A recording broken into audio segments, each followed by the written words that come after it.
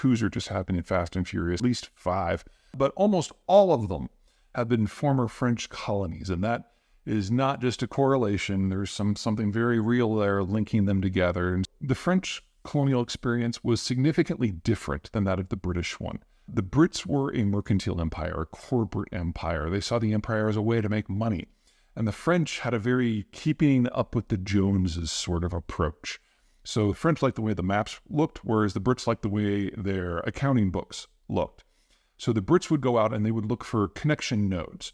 Productive lands if they can find them, but mostly with the nodes where everything linked together, and they'd put themselves in there and take a cut of everything coming through. They didn't try to reinvent the wheel, they just tried to profit from the wheels coming through.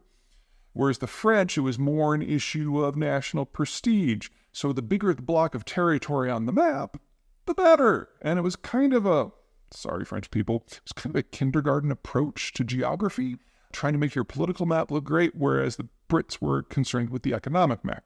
So I think the best example I can give you in this region, in West Africa, there's a country called Senegal, which is a sizable chunk of territory, former French colony, but there's a little bite right out of the middle of it along the Gambia River called, country today, the Gambia. And the Gambia is a former British colony. So the productive capacity mostly is on the land that the French controlled, but all of the ins and outs and the logistics and the trade was controlled by the Brits. And so the Gambia was a much wealthier colony, which generated a lot more income for the locals and for their British overlords, where Senegal, even today, is kind of not the best. And this is reflected throughout the entire region. So the Brits would go after things like the Nile, so they would take them to Egypt, or they'd go after the highland plains that have good agricultural zones and minerals, like, say, South Africa. Whereas the French would take the entirety of West Africa, regardless of what was there. So a lot of the French territories are in a place called the Sahel, which is where the desert of the Sahara starts to get a little bit of moisture. And so, you can have some people and then transition into the rainforest. It's that transition zone that economically is subpar, and based on climate shifts, whether from human-made climate change or things going back, it moves what areas are dry and wet. So the French were able to take control of it very easily because the local populations were, in many cases, nomadic, but they never had dense population patterns. They never had a lot of cultivation. They never had a lot of mining. They never had a lot of wealth, but the French could control it. And these are the territories that are now going through these political ossifications and breaks now. So no coincidence that it's the French territories that are not as durable politically and economically as the former British colonies. The second issue is one of political culture of the empires. Since the Brits were primarily concerned with the income that they could get, they did not want to disrupt the initial, original political and economic classes. They just installed their colonial overseers as governors general up above that and allowed the locals to run most businesses themselves, and the Brits just took their cuts.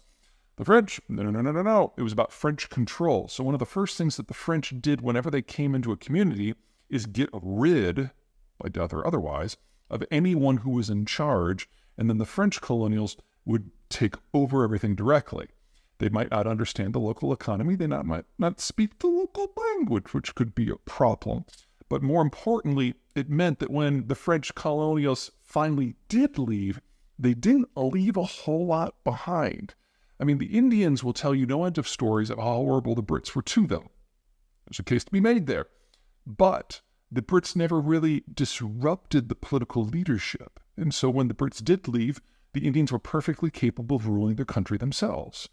In the case of the French might have helped set up a specific group to take over when the French left, but that group, because it was handpicked, would probably be resented by everyone else who was there. And by the time you fast forward to the 2020s, some of these dudes have been there for 50, 60 years, or they're the sons of the original deputies, and the locals don't think very highly of them. And so they're getting offed. In this sort of situation, the French have gotten pretty good at interpersonal relationships. And they're very comfortable at backing the big man who's in charge of everything. But because they never got into that kind of societal management of the British, they're not very good at providing the support mechanisms, aside from, say, guns and intelligence, that are necessary to allow these big men leaders to actually run their countries in a capable way. So you have a coup, the whole institution of government fails and is replaced by something else. It becomes very much a blank slate. Now, in blank slate scenarios, it's fairly easy for an outside power to come in, get them on the ground floor with something new, and try to usurp French power a little bit, because the French power got wiped away when it got turned into a blank slate. And this has provided significant opportunities for, say, the Chinese and the Russians to go into an area where they were never the colonial powers, where the historical experience is minimal, and actually make some real gains. But this is temporary. It's a blank slate. Nothing is established. And the French are still much closer. And the local language is typically French. And you're dealing with an environment where the French know how to play this game. Because if it's someone else's institutions, the French are perfectly capable of coming in and making their own blank slate. Remember, the French are much less squeamish than the Anglos about things like suitcases of cash and assassinations. And so what we're seeing right now is the French are trying to decide their plan of attack. Do they want to wipe out the people who wiped out their people? Double blank slate. Or do they just want to see if these people can successfully consolidate, in which case they go in with that suitcase of cash?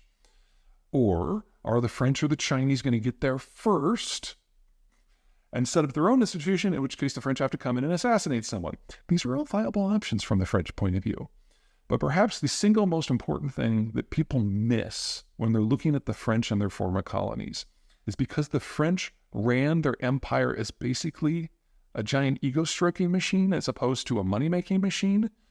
That means that they don't actually have significant national interests in most of these countries.